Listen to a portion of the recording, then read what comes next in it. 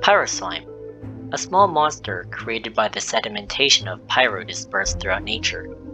Its intelligence is very basic, but its uses are just as broad. Well, for hilichurls, that is.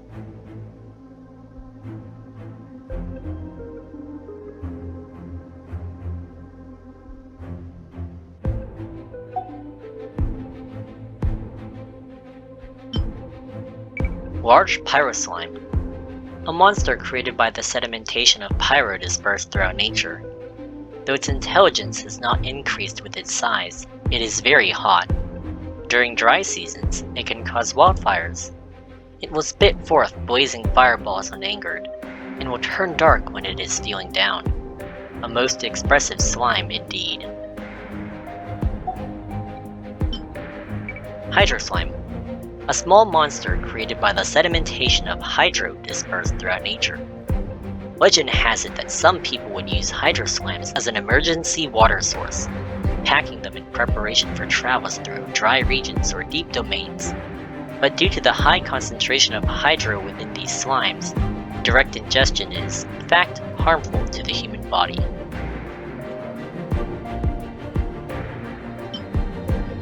Large Hydroslime, a monster created by the sedimentation of hydro dispersed throughout nature. A larger and more powerful hydroslime that can create bubbles to entrap its enemies. It is said that they can grow to truly staggering sizes if given an energy-rich environment. Eyewitnesses have supposedly seen hydroslimes as large as a small mound in Wolvendom.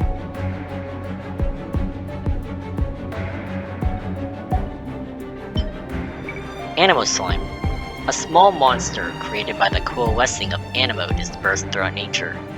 It is able to float in the air to a certain degree due to the power of animo.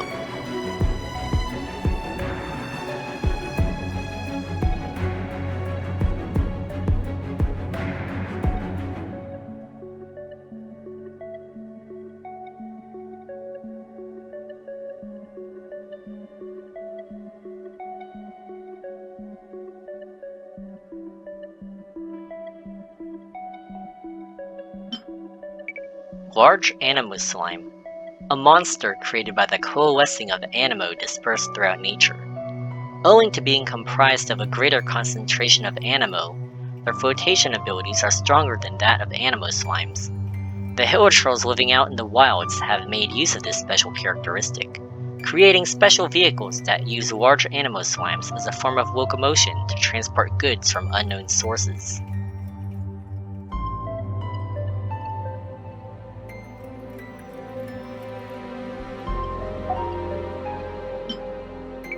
Electroslime, a small monster created by the coalescing of electro dispersed throughout nature. According to analyses, the jumping of electroslimes reflects the electric potential difference in the ground. In areas brimming over with electro, their unusual movements can be observed and used to avoid danger.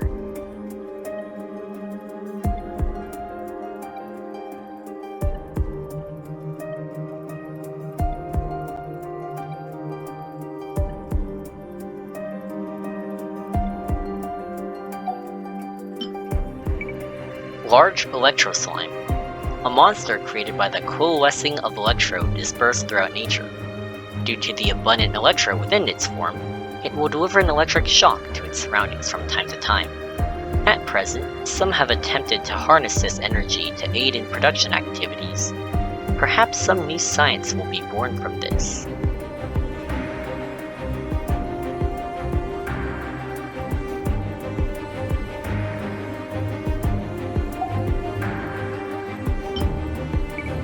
Mutant Electroslime, a monster created by the coalescing of electro dispersed throughout nature. Electroslimes can undergo mutations to become bright yellow. Due to the abundant electro within its form, it will deliver an electric shock to its surroundings from time to time, and it can even cause nearby electroslimes to release electric arcs. This arc lightning will not bounce between purple electroslimes, which shows that electroslimes have two different polarities. One wonders if some great new science could emerge from the study of such phenomena.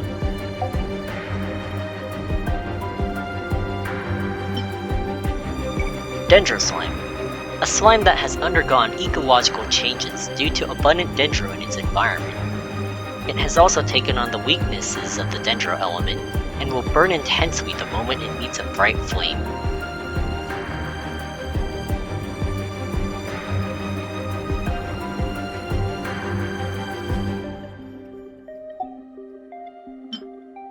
Large dendro slime. A slime that has undergone ecological changes due to abundant dendro in its environment. There are some who see it as something similar to the whopper flowers, hiding its true form to trick and hunt its prey, and some regard it as a slime that has been parasitized by some special plant. From this point of view, might some cultures also see these slimes as having some special medicinal value?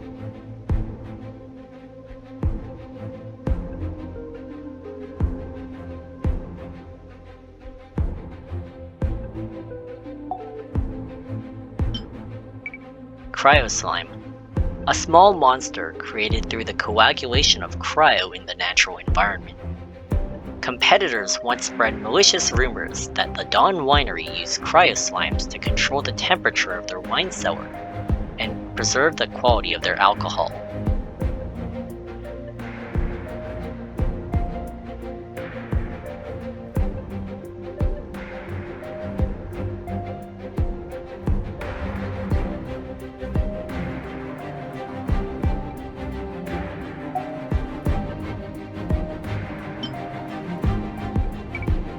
Large cryoslime, a monster created through the coagulation of cryo in the natural environment.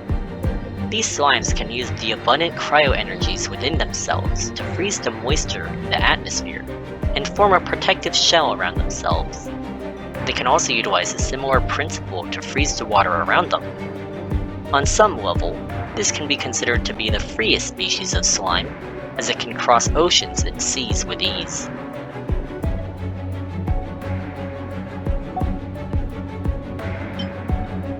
Geoslime. Small monsters created through the buildup of geo within the Earth.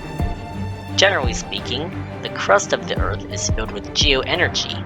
Geoslimes that are formed this way have a similarly down-to-earth sort of feeling.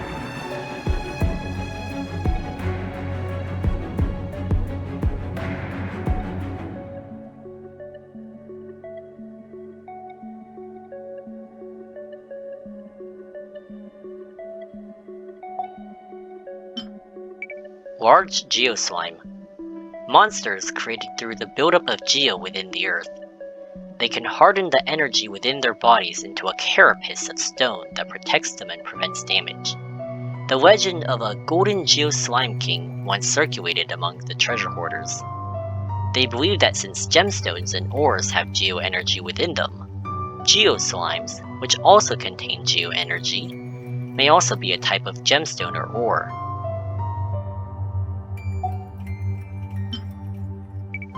Eye of the Storm. The corporeal form of extremely high-quality anemo energies. The formation of an Eye of the Storm indicates that the elemental ley lines of a region are blocked, which has led to stillation.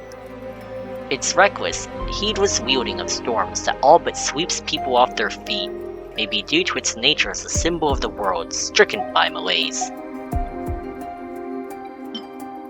Pyrohypostasis, codename Ion, a high-purity pyro entity. According to researchers, elemental hypostases are related to anomalies in local elemental veins, but whether it is the existence of elemental hypostases that have affected elemental veins, or the mutated elemental energy that created elemental hypostases remains to be confirmed. Hydrohypostasis, codename a high-purity hydro entity. Hypostases have strong rejection properties, and will mercilessly expel any that test them. Its rejection behavior even extends to natural elements.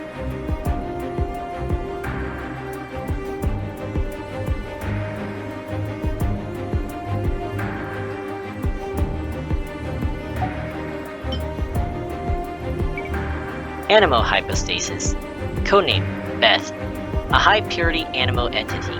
Elemental hypostases are life forms which have completely abandoned their former appearance and biological structure, making them able to reach the highest level of elemental purity. Research into hypostases is mainly led by scholars of Sumeru academia, but due to the level of danger that they pose, Little of substance is known about hypostases beyond their scientific name and codename. Electrohypostasis, codename Aleph, a high-purity electro-entity. Elemental hypostases are the highest forms of elemental structures, usually formed either at a location bursting with elemental energy or at a clogged ley line. Elemental hypostases have developed various attacks based on their elemental attributes.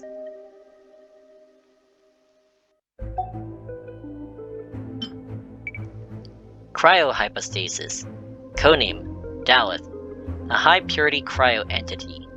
Research suggests that there are subtle differences between elemental hypostases and other elemental life forms in terms of their physical composition. Perhaps these differences can account for their high level of homeostasis and their almost mechanical movements.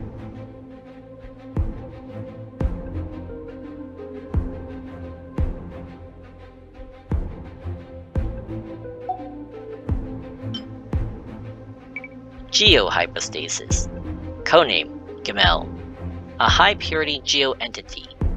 Elemental hypostases are ultra-compact structures with a high mass. Concentrated elemental energy forms a solid shell around the core of a hypostasis, leaving only the core reactive to elemental stimuli.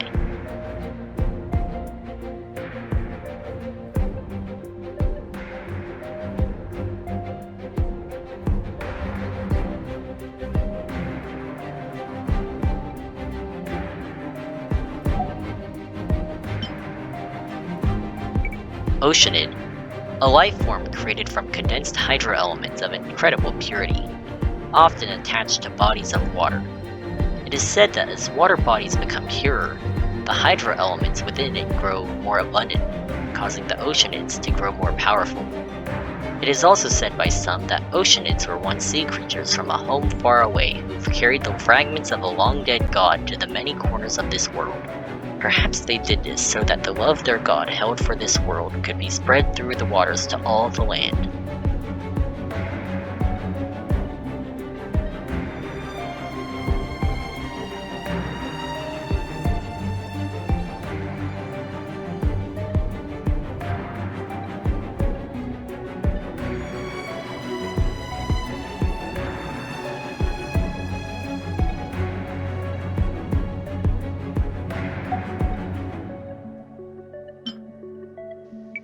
Thunder manifestation, an abnormal electro-elemental life form. Although it might appear similar to an oceanid, it does not possess her intelligence or memories. That which drives the thunder manifestation is a much more primal fury. It is said that these life forms will only descend like lightning upon places that play host to great lingering resentment, such as a fragmented Amakumo Peak, or the storm clouds ever roil. As long as the grudges of the land do not fade, so will the roaring thunder persist. Hydrospectre, a monster birthed from a high concentration of hydra that can float in the air.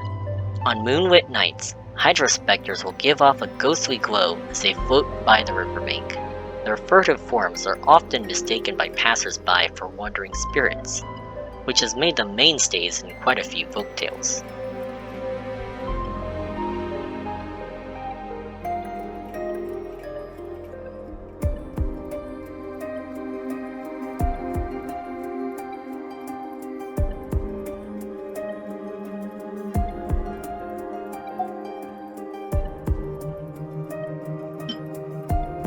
Animospectre, a monster birthed from a high concentration of animo that can float in the air. As reason might dictate, monsters made from coalesced animo already come equipped with their ability to float. As such, their petal-like wings are most likely to be a mimetic organ first and foremost.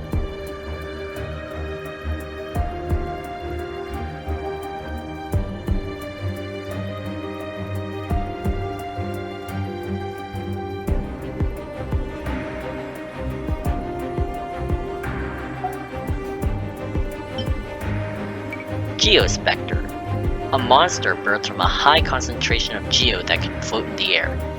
Geospectres mimic the fruit of certain plants when their wings are closed together. As such, They are held by some ancient tales to be the fruit of a giant tree in the sky, and are regarded as having mysterious medical value.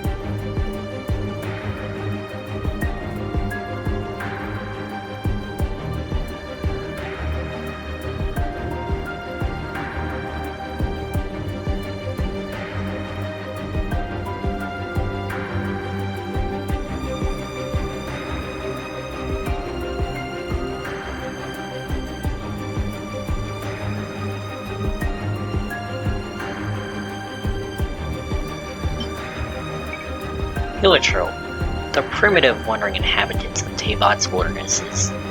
They look very similar to humanity, but seem to have lost both their intellect and spirituality.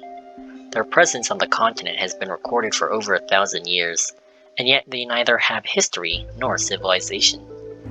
Since the pitch-black calamity from 500 years ago, they have begun to spread in large numbers across the land. They are not very strong, and they lack organization, but they nonetheless bring sizable trouble to humans every once in a while. Heliotrope Fighter, the primitive wandering inhabitants of Teyvat's wildernesses. Ill-tempered warriors for their tribes, they are simple-minded believers in the power of brute force. If their muscles grow strong enough and their strength great enough, then one day they too shall raise up a great shield and become a Minotaur. Or will they? Heliotrope Berserker, the primitive wandering inhabitants of Teyvat's wildernesses. These Heliotropes wield flaming clubs and charge with reckless abandon to chase intruding adventurers off. Most wildfires in the grasslands or forests are not actually caused by a certain special night, but due to the actions of these Heliotropes.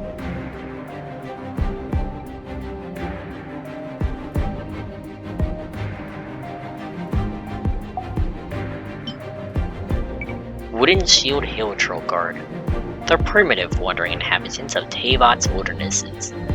Heliotrope warriors who have wooden shields. These shields are not only sturdy defensive tools, but also treasured items within the tribe. According to many reports, Heliotropes will often charge at travelers making camp to cook, and will snatch their pot lids after chasing them away. Ice Shield Heliotrope Guard, the primitive wandering inhabitants of Teyvat's wildernesses.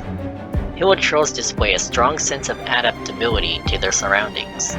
In icy environments, they come up with ways and means to fashion this hard ice into shields to protect themselves.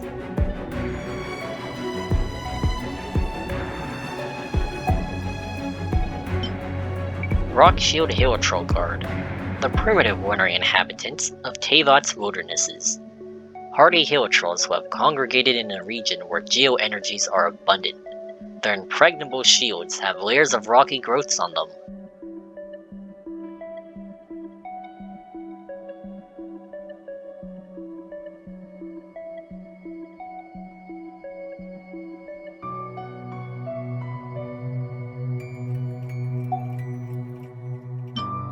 Heliotrope Shooter, the primitive wandering inhabitants of Teyvat's wildernesses.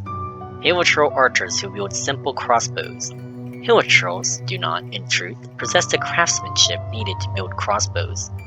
As such, it is commonly believed that there is an organization that controls the Heliotropes from behind the scenes and furnishes them with equipment and material supplies. The abyss mages that often accompany these Heliotropes are especially suspicious.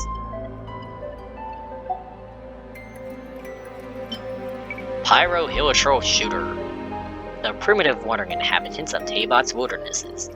These archers wield simple crossbows, and their arrowheads are coated with a thin layer of flammable material that can set their targets on fire. L. Musk of the previous generation believed that this is an innovation by brighter Heliotropes who wish to cook their game after hunting it.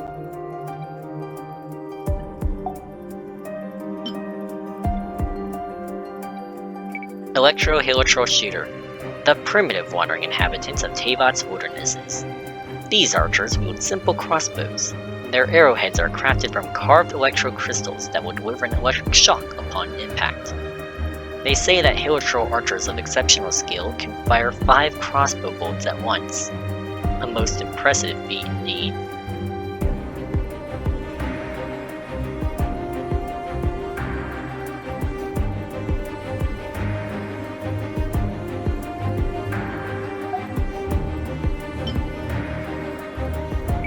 Cryohelitral Shooter, the primitive wandering inhabitants of Teyvat's wildernesses. These archers wield simple crossbows, and unmelting ice shrouds their arrowheads. It is said that wounds caused by these arrowheads heal very slowly, as the cold will slow the circulation of the blood.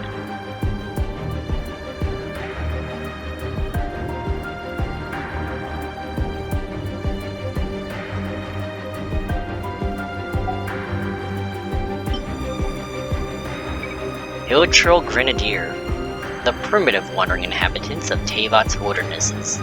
These sneaky fellows are skilled in the use of pyroslimes, using them as weapons to attack intruders. Skilled grenadiers may be able to destroy 4 wooden dummies in a single throw.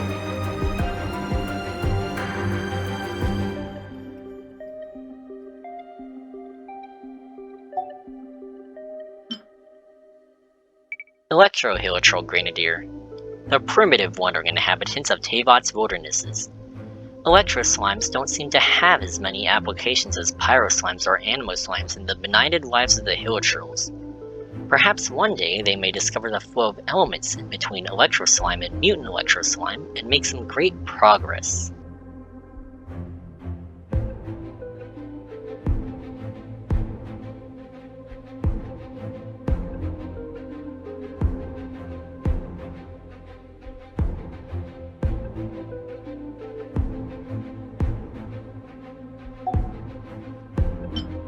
Cryohelitral Grenadier, the primitive wandering inhabitants of Teyvat's wildernesses. Hilitrals have discovered the use of cryoslimes in effectively keeping food fresh. Hilitrals have surprising amounts of wisdom in the practical use of slimes, whether it be the use of pyro and cryoslimes to make exploding barrels, or the use of animoslimes in vehicles. Perhaps this is their way of adapting to their hard lot in life.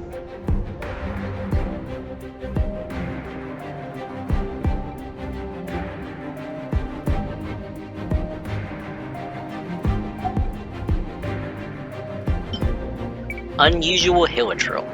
Hamu, hamu, mimi damu.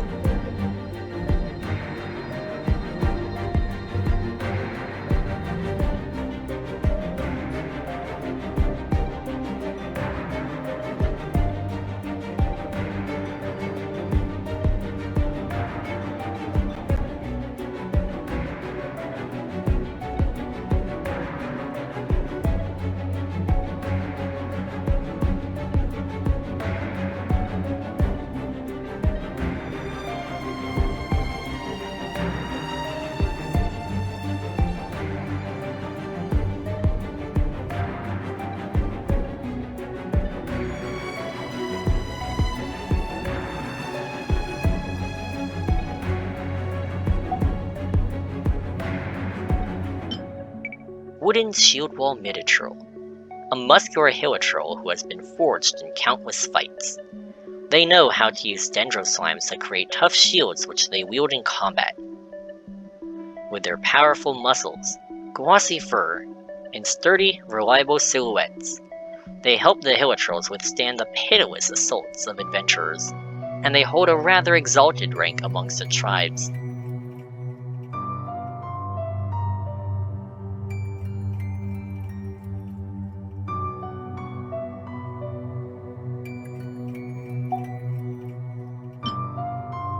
Rock Shield Wall Miditral, a muscular Hilitral that uses a rock as a shield. Fighting and eating meat are the 2 most important things to Hilitrals, because those are what make them grow stronger.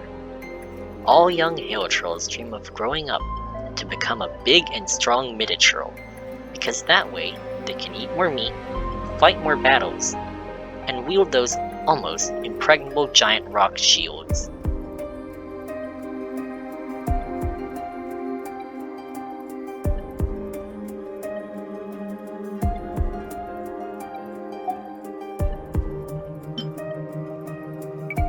Ice Shield Wall Miditral, a muscular Hilitral that uses solid ice as a shield, wielding it in battle. Reason normally dictates that large creatures that see a lot of action should burn through a great number of calories to sustain themselves. As such, the present-day Elon Musk has proposed the Miditral Index. This index correlates the percentage of Minotaurs within the Hilichurl population to the stability and success of Hilichurl foraging activity.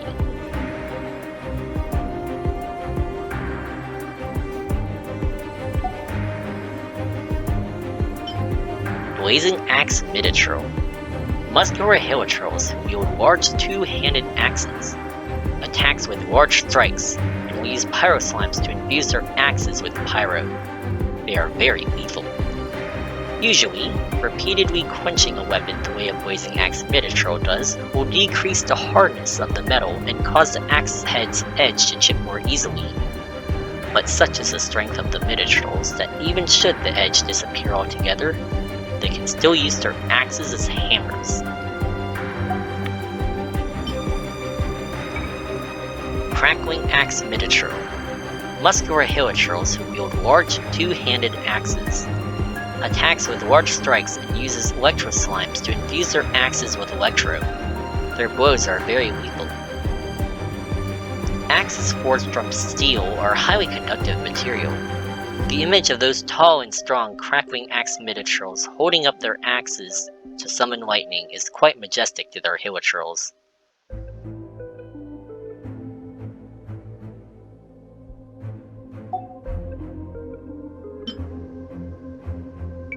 Thunderhelm Lawachurl, a mysterious lord of the Hilichurls that strides through the thunderstorm. This large Hilichurl is referred to as Lawa by its brethren. Its giant body is so saturated with electro energy that elemental energy seeps through the cracks in its body in the form of electrocrystal growths.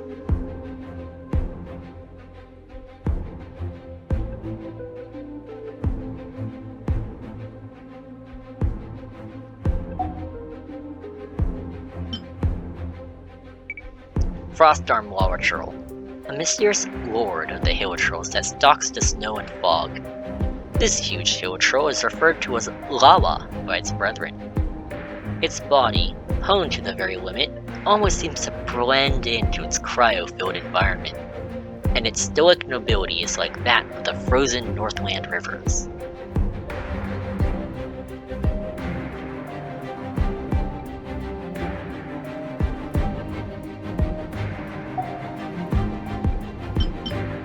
Stonehide Lawachurl, a mysterious lord of the Hilichurls that walks between 1,000 peaks.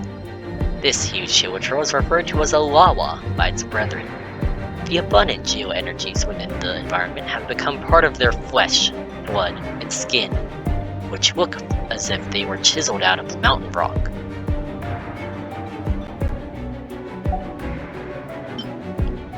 Hydrosamatro, a wizened, mumbling Hilichurl, one that chants the power of Hydro.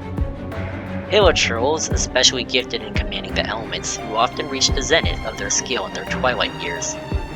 What sort of life would lead to such simple creatures being able to summon water and rains?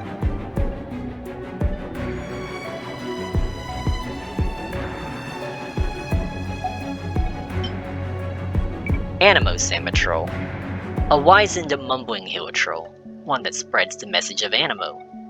Hilichurls especially gifted in commanding the elements, who often reach the zenith of their skill in their twilight years.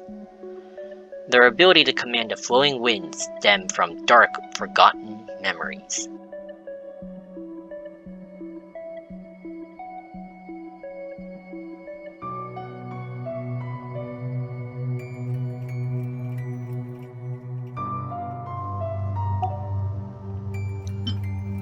Electro-Samatrol, a wizened, mumbling Hilichurl, one that prays to Electro.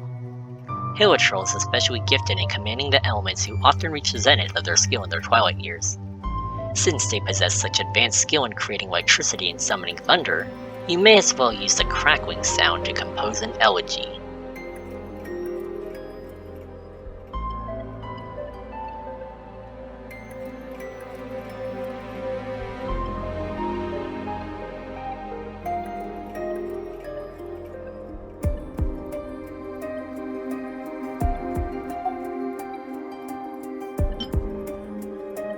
Dendro-Samatrol, a wizened, mumbling Hilichurl, one that awakens the might of Dendro.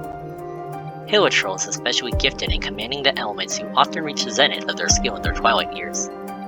A grudge stirs beneath that mask, and poison ivy spreads as hateful whispers issue forth from it.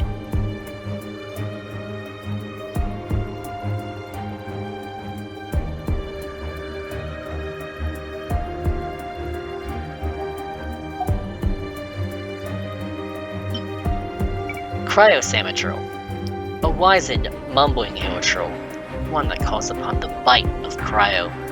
Hilichurl is especially gifted in commanding the elements who often reach the zenith of their skill in their twilight years. These shamans remember the frosty chants, and are even more skilled in the art of using them to entrap their foes.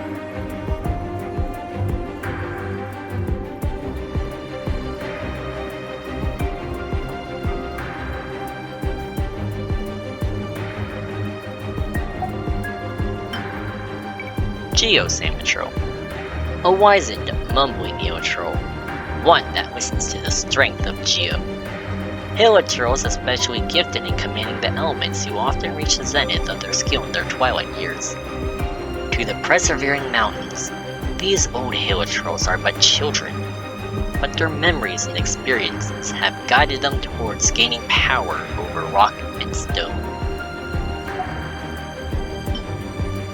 Pyro Abyss Mage, abyss creatures who command the power of Pyro in battle. For unknown reasons, abyss mages are able to communicate with the Hilichurls, thus enabling them to manipulate their minds easily. They say that abyss mages utter a long-forgotten language from which they draw magical power.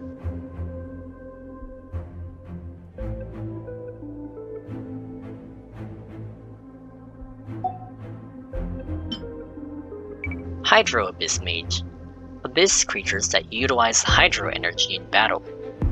Stories circulate among adventurers that abyss mages are at the lowest rung of the abyss order's hierarchy, and that they roam the various lands to scheme fell deeds of destruction. Though they also make fun of these abyss mages, saying that the most harm they can do is to cause rheumatism or a common cold. Their power is not to be underestimated.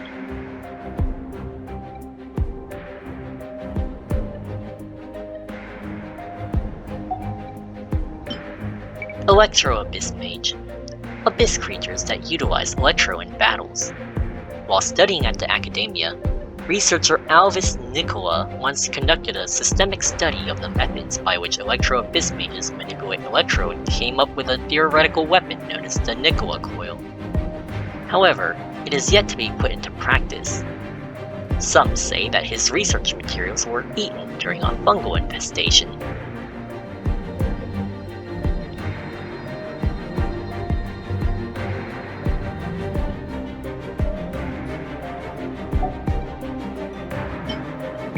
Cryo Abyss Mage, abyss creatures that call upon cryo in battle. Though they dabble with great power and can even create icicles by condensing and freezing water vapor in the atmosphere, their bodies are very vulnerable in and of themselves. Once their protective barrier has been broken, they are at your mercy.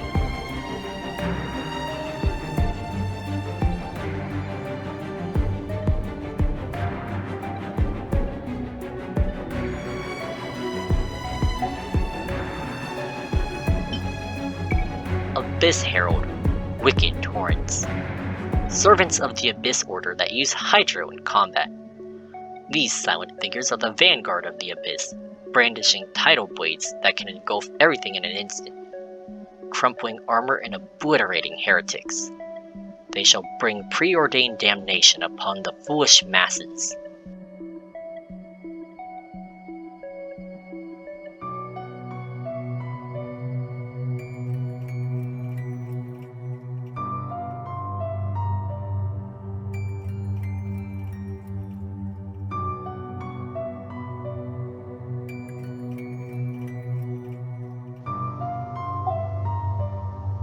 Abyss Lector, Violet Lightning. A monster who serves the Abyss Order and commands lightning while singing the praises of the darkness. These are the evangelists and the scholars of the Abyss. Their violent lightning strikes the hearts of unbelievers with dark wisdom. Warped by the shadowy depths of an eternal night, it its violent glow proclaiming the existence of a great power that corrodes human intellect.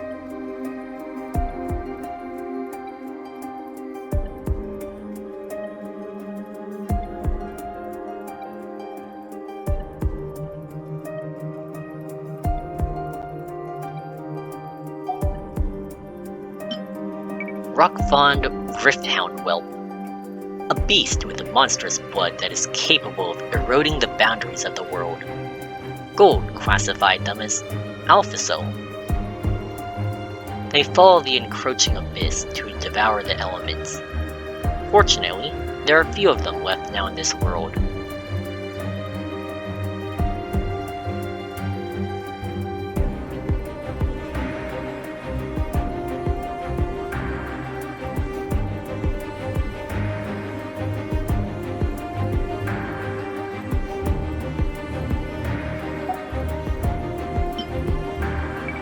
Thundercraven Rifthound Whelp, a beast with monstrous blood that is capable of eroding the boundaries of the world.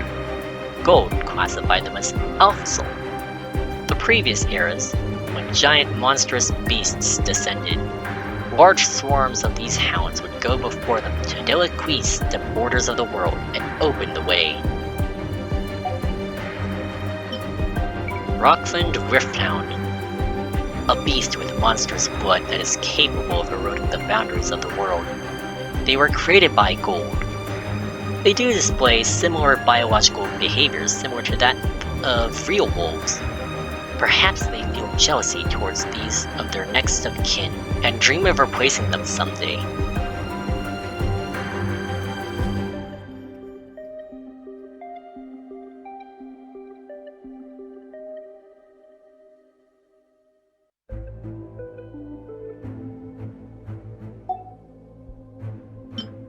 Thundercraven Rifthound, a beast with monstrous blood that is capable of eroding the boundaries of the world. They were created by Gold. Once upon a time, they ran riot upon the continent, but they went extinct for a while due to resistance and mass hunts. Recently, however, they have re-emerged. The pack of black wolves that now threaten Springvale and Wolvendom are such creatures.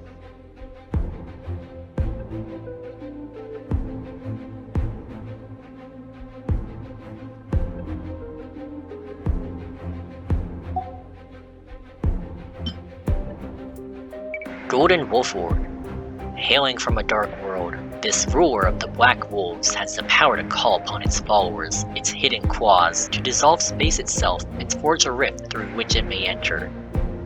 The Wolflord has no name, for it was but one of Gold's unintentional creations. And that is precisely why it is obsessed with invading worlds that do not belong to it and make a name for itself. That said, the wolf pack is far from unintelligent.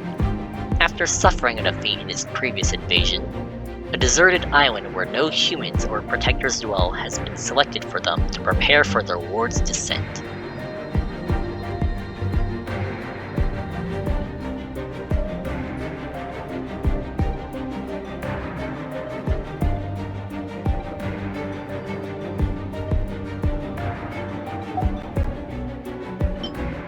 Fatui Skirmisher, Pyrosphere Bracer. A Fatui soldier who wields a flaming gun. Skirmisher weapons can control the elements to a certain extent, and their combat tactics utilize elemental reactions. Their ordnance and knowledge of squad-based combat thus constitute no small threat in battle.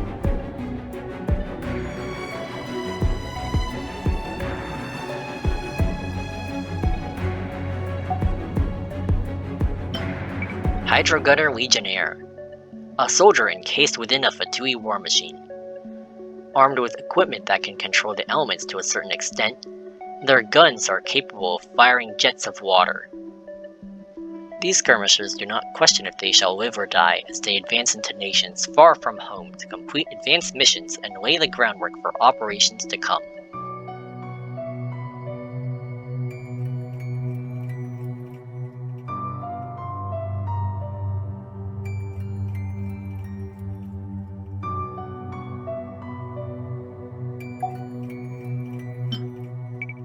Animo Boxer Vanguard, a skirmisher armed with the ability to manipulate ammo and heal their comrades. They departed from their motherland, and did so for its sake. They left their family, yet gained allies to stick through thick and thin with. Perhaps such thoughts are what get them through the unscrupulous work that their missions entail.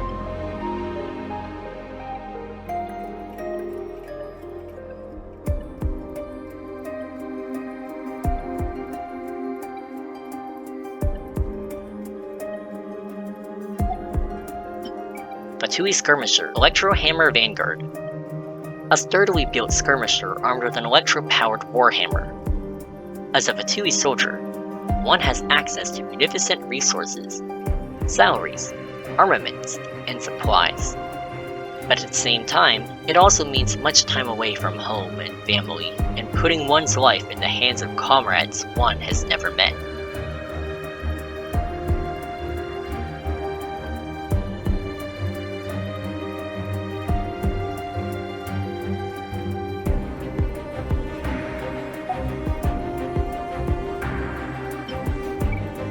Fatui Skirmisher, Cryo Gunner Legionnaire.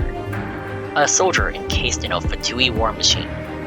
Armed with equipment that can control the elements to a certain extent, their guns are capable of firing jets of frost. Though this may confer elemental power beyond the ken of ordinary humans, that power may yet come at a price.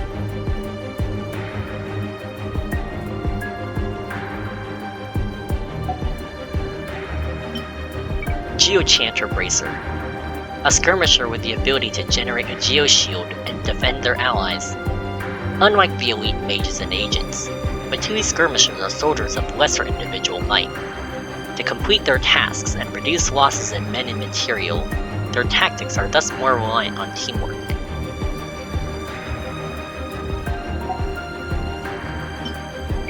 Fatui Pyro Agent. A Fatui secret agent. The duty of a Fatui agent is to settle debts, but not only those of a monetary or goods-in-kind nature. They also ensure dues are paid when it comes to the principle of an eye for an eye. If there is one thing the Fatui are not known for, it is leniency, and whoever dares to oppose them will invoke the full force of their wrath.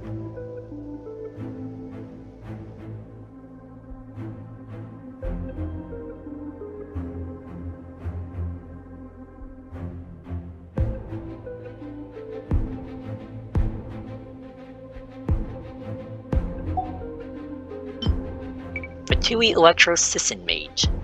A Fatui mage who can command Electro Sissons in battle. Their origins and what they look like under that mask are both mysteries. Similarly to the way that Electro Sissons go crazy for Mistgrass, Sisson mages take great pleasure in toying with their prey.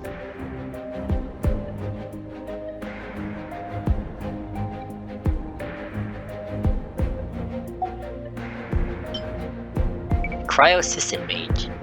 A Fatui mage who can command Cryo Sissons in battle. Their origins and what they look like under that mask are both mysteries. Reason dictates that those who lack visions should not be able to control the elements as these mages do. However, in addition to using Mistgrass to control the Cryo Sissons, they also boldly wield the might of Frost. Seeing them as they wander the land in their seemingly aimless way, one can't help but wonder about the duty that must compel them.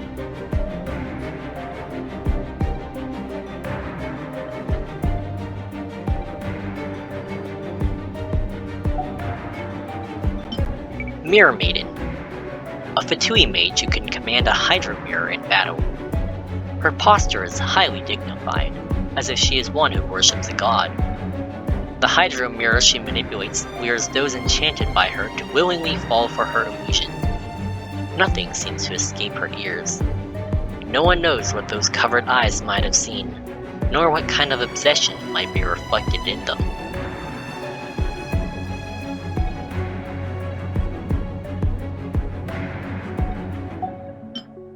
Ruin Guard, an ancient humanoid war machine. Legend has it that these machines were combat automatons created by a long-destroyed nation. They now wander ruins in ancient detritus, attacking offending travelers. Research indicates that the Ruin Guards and the ruins they operate in do not originate from the same source, suggesting that there may be a difference of as much as several thousand years between them on the line. So why do the ruin guards continue staying there amongst these ruins, using their explosive firepower to protect the crumbling walls and broken tiles?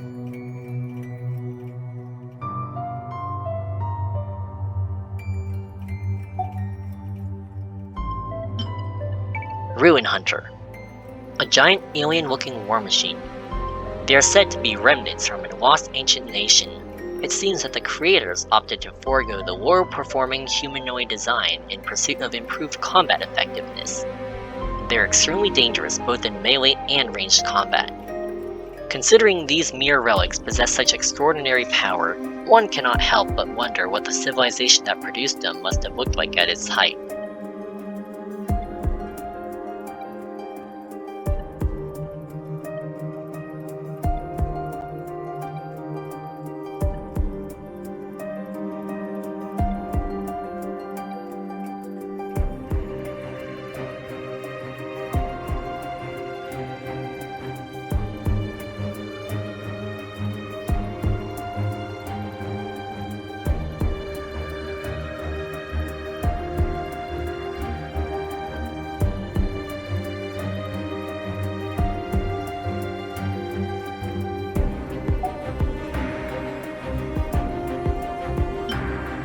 Ruin Greater, an ancient humanoid war machine. Their form is similar to that of Ruin Guards, but is more distorted and more powerful. Energy cores have been installed in both its legs, as though to power its overly heavy form.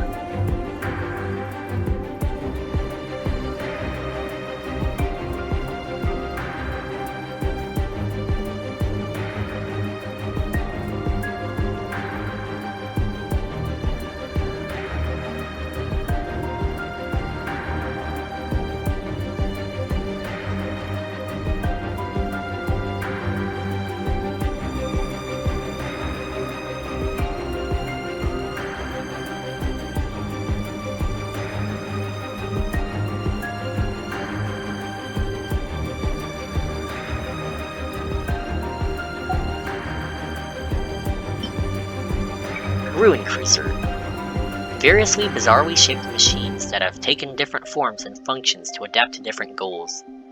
Legend has it that they are war machines left behind by a nation that has already been destroyed. Compared to their more common Ruin Guards, their forms have greater value in the study of biomimesis. The inspiration for its decentralized design and combat mode seems to have come from honeybee colonies, rendering it able to change forms and to attack from different directions. Ruin Destroyer, variously bizarrely shaped machines that have taken different forms and functions to adapt to different goals. Legend has it that they are war machines left behind by a nation that has already been destroyed. Compared to their more common Ruin Guards, their forms have greater value in the study of biomimesis. The giant crown, composed of several parts, looks like some sort of frightening plant. One wonders what one has to go through in order to design such a scary machine.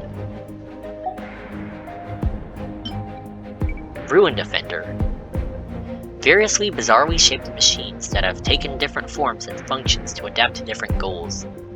Legend has it that they are war machines left behind by a nation that has already been destroyed.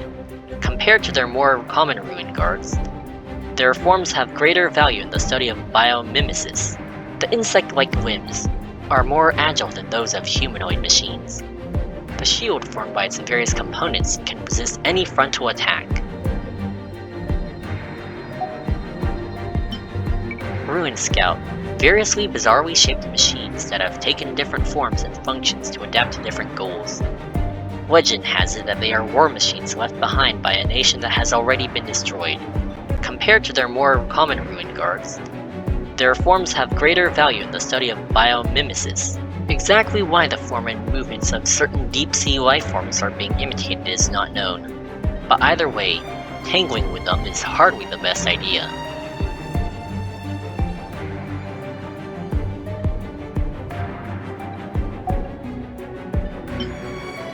Perpetual Mechanical Array, a strange, alien machine.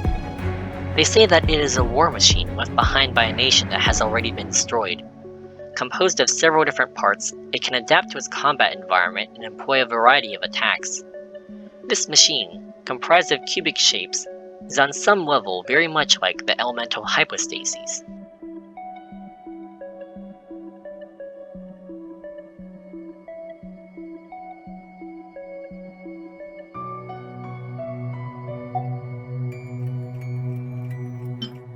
Magu Kenki, a disciplined mechanical swordsman, doesn't seem to have the ability nor will to speak, but instead only seeks to communicate with crossed swords. It is said that this machine was made using the memories of a first-generation master of a certain sword school. However, it malfunctioned, lost control, and was ultimately discarded. Some sing that the machine's spirit still lingers in the place where its fate was ended. They also say that the vicious mask that serves as its guard was inspired by a famous Oni from that era.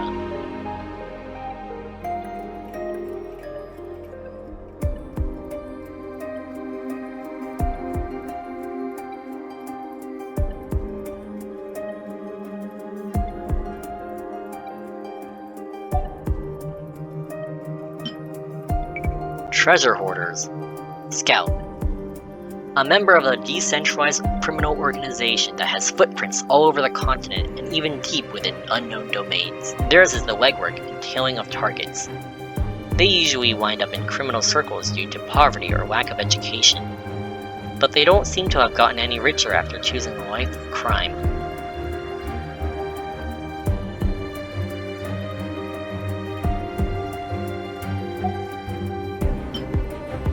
Treasure Hoarders, Pyro Potioneer. A member of the decentralized criminal organization that has footprints all over the continent and even deep within unknown domains. Risk-takers who utilize their knowledge of chemistry to mix volatile and flammable brews and aid in their comrades' dastardly schemes.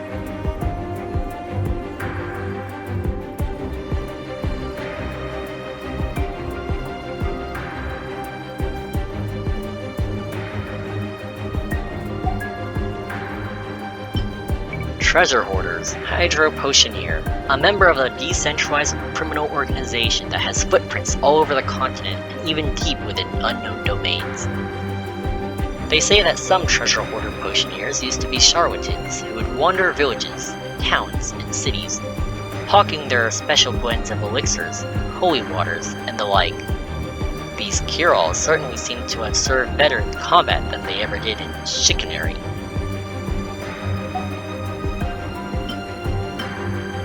Electro Potioneer, a member of the decentralized criminal organization that has footprints all over the continent and even deep within unknown domains. Potioneer is the nickname given to members of the Treasure Hoarder organization who know how to brew up dangerous chemicals. What? Did you think that this treasure has Adventurers Guild written all over it or something? A certain treasure hoarder potioneer during a confrontation with adventurers.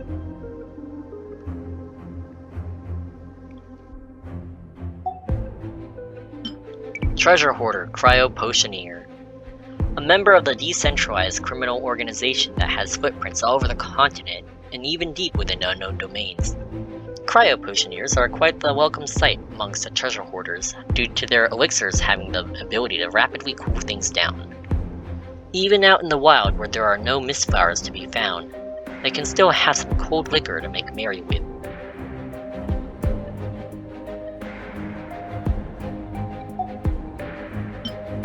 Treasure Hoarder, Handyman, a member of the decentralized criminal organization that has footprints all over the continent and even deep within unknown domains. These members do physical work and are lower on the pecking order. They are often laughed at for their physique, but when the gang comes under attack, they get a chance to show their unexpectedly high strength and agility.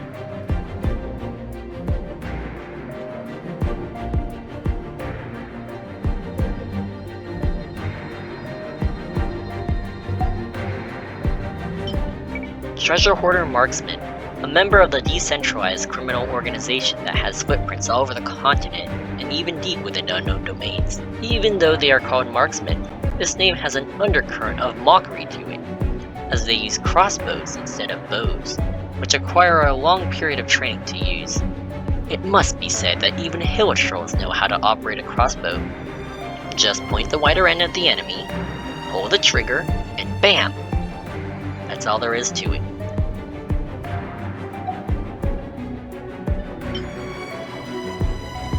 Treasure Hoarder Gravedigger, a member of the decentralized criminal organization that has footprints all over the continent and even deep within unknown domains. They say we stand on the shoulders of giants. That means digging up the accumulated wealth of our forebears, taking them with us, and, returning them to the economic cycle. What a noble endeavor, am I right? A certain treasure hoarder gravedigger, while delving deep into a ruin. Treasure Hoarder Seaman, a member of a decentralized criminal organization that has footprints all over the continent and even within deep unknown domains. Stealing? What do you mean, stealing? It's rediscovery, I tell you. The return of treasure to those who appreciate it. Makes everyone happy to boot. How great is that, eh? A certain treasure hoarder seaman, in response to a question posed by a doubtful recruit.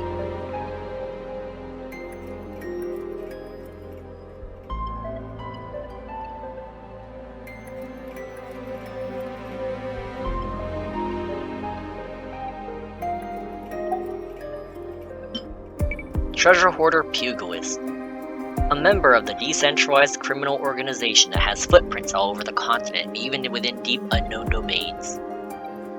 Passionate about battle and muscles, they are quite picky about food and will often boast of the benefits of having fine musculature, leading to some dissatisfaction from their fellow treasure hoarders.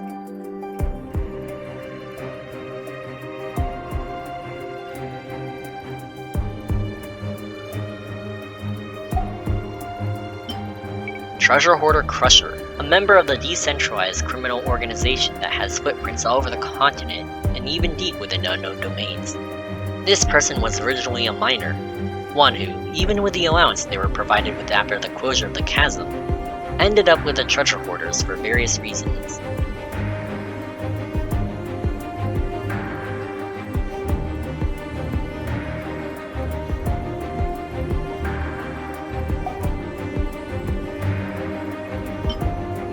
Nobushi, Jintoban, samurai who have fallen into banditry. Though they are called the Nobushi, they do not have a centralized organization. Having pursued the path of a martial artist for a long time, they possess highly advanced sword skills but no longer use them for good. Sometimes they even collude with the treasure hoarders or fatui out of a greed for wealth, or simply to survive.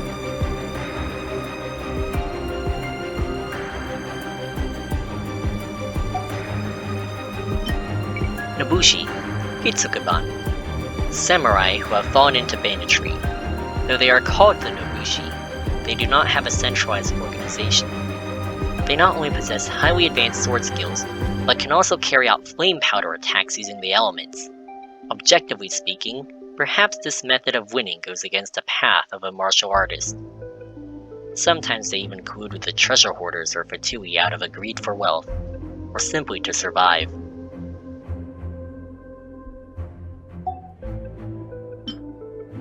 Nobushi, Kikoban, samurai who have fallen into banditry. Though they are called the Nobushi, they do not have a centralized organization. They possess highly advanced sword skills and also use crossbows to ambush opponents, using any means to win.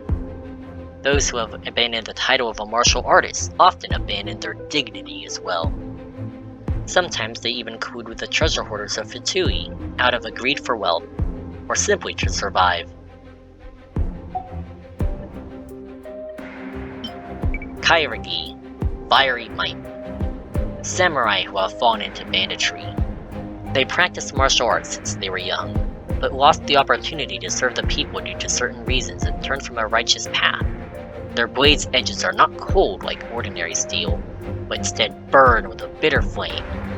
They seem to have used paper seals, created from a lost Kamuna art, to set their blades aflame.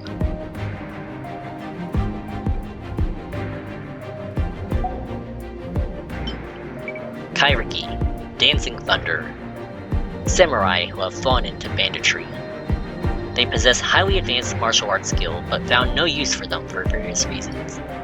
Out of desperation, they have fallen onto the path of evil. These paper seals, created from a kamuna art that has been lost for centuries to infuse their blades with the power of lightning.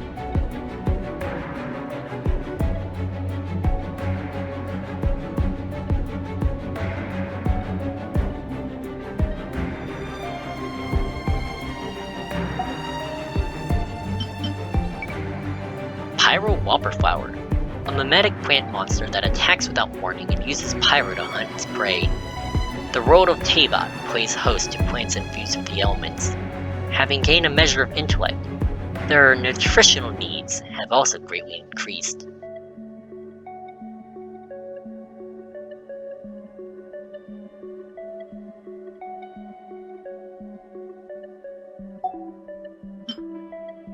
Electro Whopperflower, energetic mimetic plant monsters that use electro to attack their prey. When fully charged with electro energy, they can unleash a strong electric current from their crowns. As such, some researchers have tried to apply them in certain areas.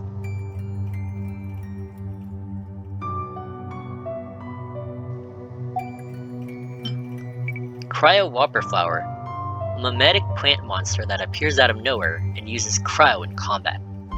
These plants work under the surface and ambush unsuspecting prey. With the passage of years, sufficient nutrition, and the right environment, it could even take root somewhere and grow into a giant cryo-regisvine.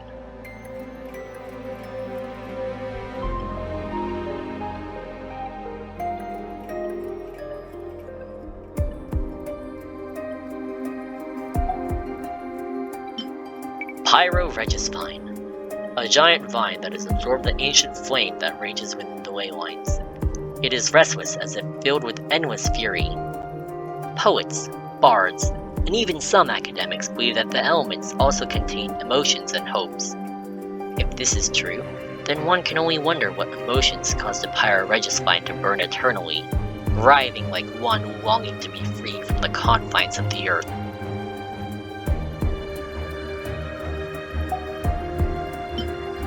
Cryo-regisvine, a monster formed from a vine that was imbued with the essence of biting frost within the ley lines. Some studies suggest that plants are like the organs of the world, harmonizing the turbulent elemental energies of the ley lines. Concrete examples of this phenomena are mist flowers, whopper flowers, and the like, which brim over with elemental energy. In certain circumstances, certain plants will turn into creatures of monstrous size and intent, such as the Cryo-regisvines, in the course of many years.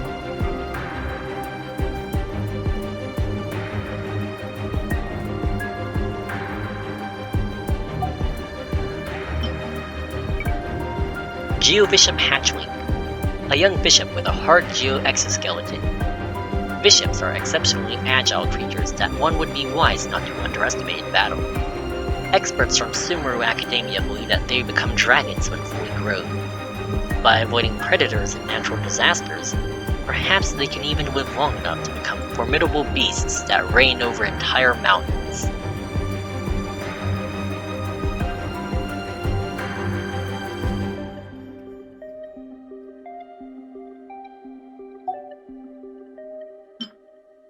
Geobishop, a mature Geobishop.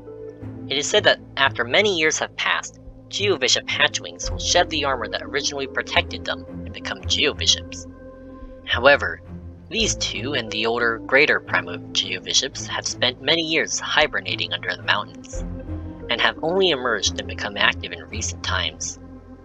As such, none can personally attest to having witnessed or recorded such a thing in person.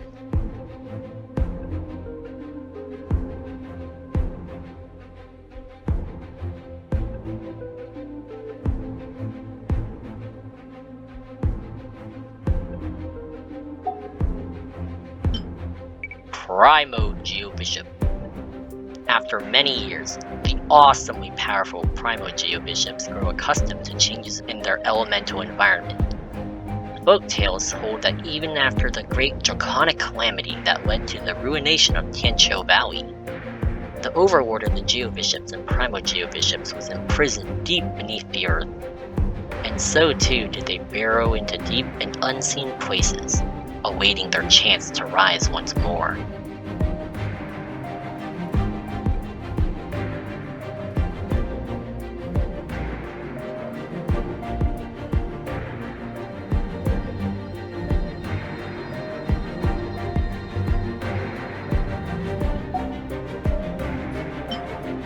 Hydrocyssin, little creatures that can ever so slightly manipulate hydro. They and other creatures are known collectively as Sissins, and they truly adore the rare and wonderful Mistgrass plant. It is by exploiting this relationship that the Fatui mages have sought to command our Sissins in battle.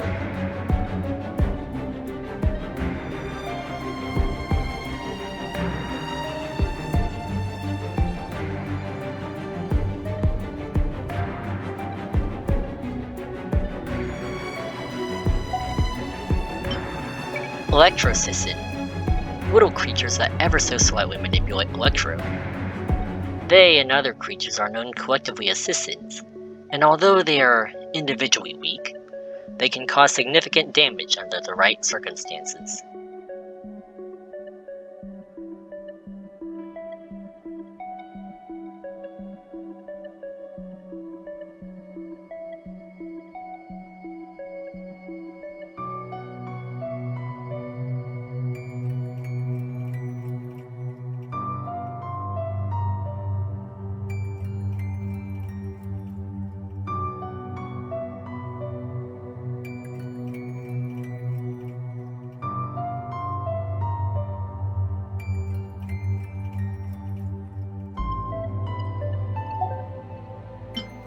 Cryocyssin, little creatures that can ever so slightly manipulate cryo. They and other such creatures are known collectively as Sissins. They are individually very weak, but it is precisely because they are weak that they have evolved unique methods of movement that allow them to avoid predators.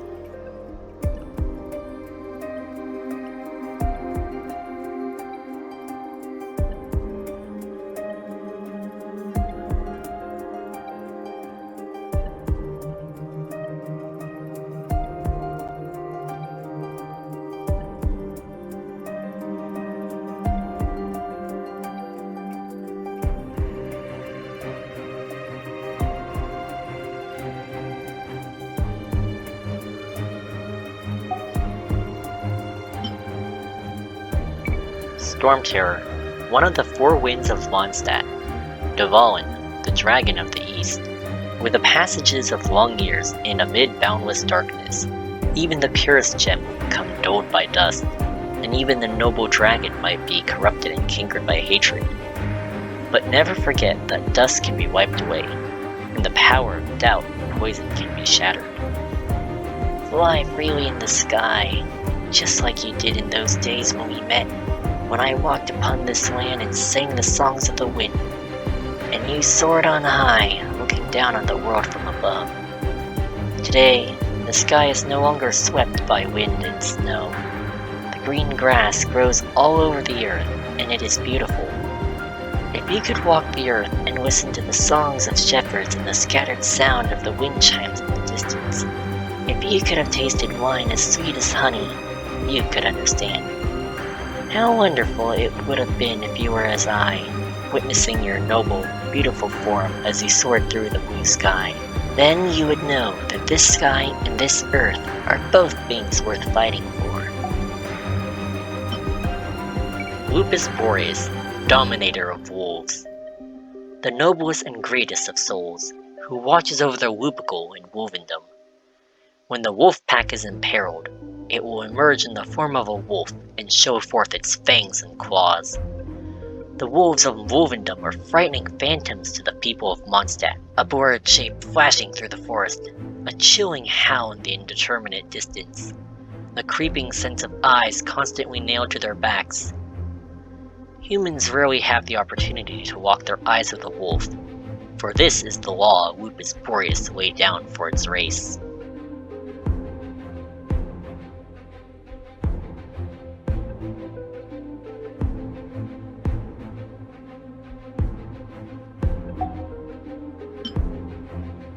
Child, Tartaglia, 11th of the Fatui Harbingers. He draws power from the omnious delusion he possesses, and fights using martial arts that he learned in a land of darkness. He is a pure warrior with an insatiable lust for battle.